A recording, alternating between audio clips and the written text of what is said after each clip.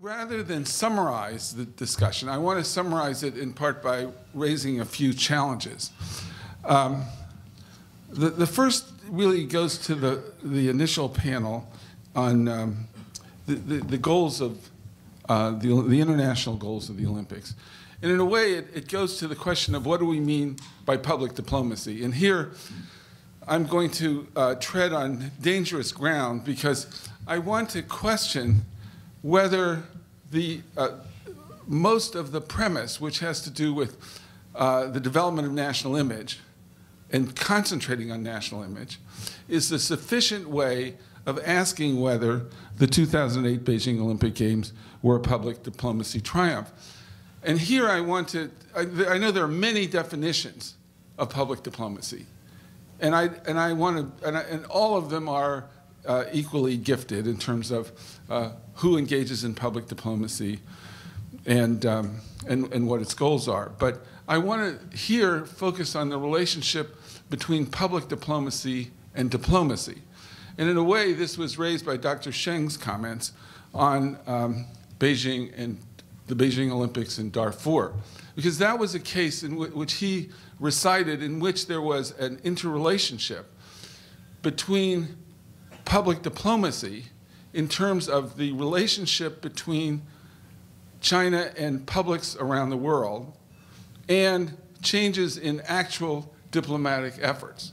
So that public diplomacy, whether this was a public diplomacy triumph, may be determined not by national image alone, but how that national image, or even the absence of a national image, facilitates or alters China's engagement in the world and its effectiveness in the world, its effectiveness as an economic power and its effectiveness as a political power. So you'd have to look at whether there are transformations in terms of China's relationship to international organizations, for example, or China as a player or a more effective player in Africa, in the Middle East, in the United States economy, et cetera, and how that will be accepted. So if you think, for example, of the complexities of public diplomacy, when a state company in China sought to gain control of an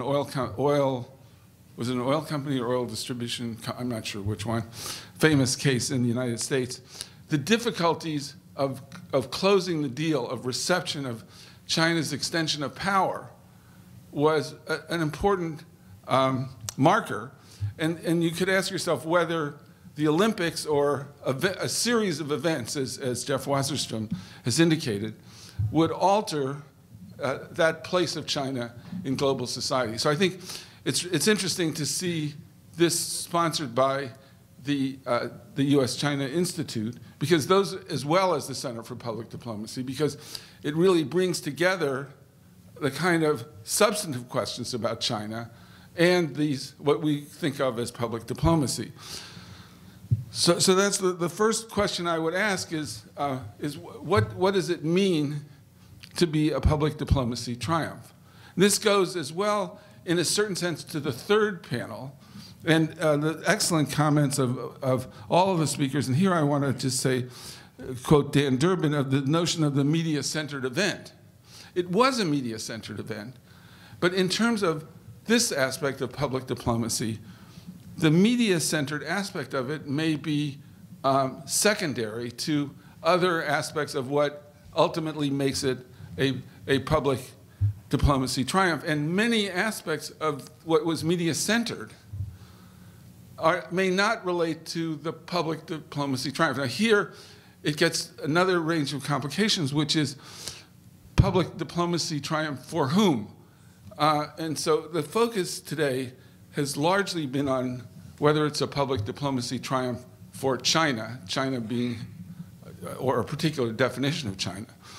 But you could ask yourself whether it's a public diplomacy triumph for other players. Is it a public diplomacy triumph for, and this goes to the sort of larger strategy of the Public Diplomacy Center, whether it's a public diplomacy triumph for corporations. And I don't mean this negatively, but that's another media-centered aspect of it. If you think of the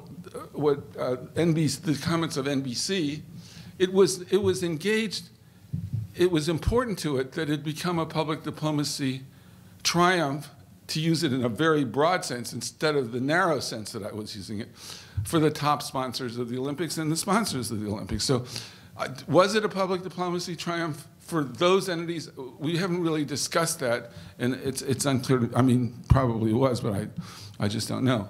Was it a public diplomacy triumph for the asymmetric NGOs that were seeking to gain international recognition, to gain greater donor support, greater effectiveness? So, for example, those international organizations, NGOs, that were interested in improved labor conditions in China, was this a public diplomacy triumph for them, if it's appropriate, as I think the Center considers it to be appropriate, to ask whether they were engaged in public diplomacy? So there is this question of public diplomacy for whom, and the relationship between public diplomacy and diplomacy. And a third point on this panel is the question of anxiety. The question of anxiety was raised, I think, by Zhang Wang and maybe by Xu. I'm not sure whether Xu raised it or not. That is to say, whether it was an element of public diplomacy to have as a subtext the notion of anxiety, that this isn't just a sweetness, it's not a charm offensive, it's an offensive about power, and that power certainly implies the existence of the potential for anxiety. So it might be a public diplomacy triumph if it has the right melding of these two things. And that was raised, and I think it was an interesting one. On the second panel, it was interesting to see how the debate came down in part to whether this was an inside Olympics or an outside Olympics. It was raised many times in the course of the discussion, whether the principal focus was inside or whether it was outside. And it seemed to me that the Olympics was such a powerful, major event. If we use Susan Brownell's formula of 20% outside and 80% inside, 20% of a hell of a lot is a hell of a lot. So it seemed to me that it was definitely both, and it was a lot on each end of the precise percentage is not that important. Even more interesting, I think, was Susan's effort to alter what the inside agenda was. And it's not. It seemed to me I was thirsting for more. It was a really interesting question of how to redefine what the inside agenda was. Could it be captured by the term propaganda? Was it about education? Was it about preparing a new generation? Was it about remolding the educational institutions?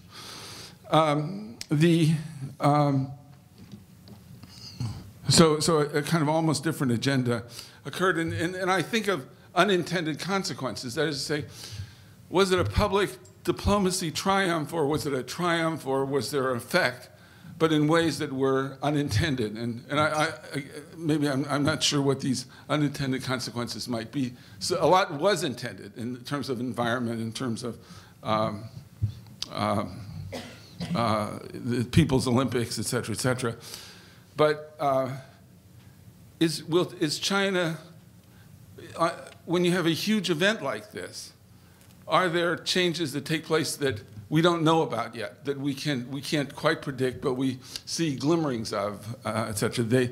This may have to do with changing the nature of religious practice within China, or attitudes towards religious freedom. I mean, this is another interesting public diplomacy thing which wasn't dealt with because it's a kind of minor point, but I read of the strategies of evangelical organizations to take advantage of the moment of the Olympics and the question of how overt that should be, how much pressure there should be, et cetera. And there was a big debate within the evangelical community about what position to take on this. So without going into it, the question is, are there unintended consequences, unintended by China in that respect? On the question, on the panel on the Olympic economic significance, I think it's also related to this question of what constitutes a public diplomacy triumph. That goes to the question of what constitutes the economic balance. And it's hard to measure whether the changed role of China in the world is an important output. And it has to do with what I think Professor Owen called the priceless, in the sense of hard to describe, hard to analyze, et cetera, et cetera. But it seems to me that some of that is there. And on Keynes, I just was reading about the current discussion of the London Olympics, and Tessa Jowell, who's the cultural secretary, has now taken the position that it's an accidental but fortunate stimulus package. That is to say, it sort of turns the panel's view that you can't plan a Keynesian intervention in advance with sufficient precision to their current, or Tessa Jowell's maybe excuse or apology that somehow this was a kind of divinely inspired opportunity to have a Keynesian intervention that might work. At any rate, just to conclude,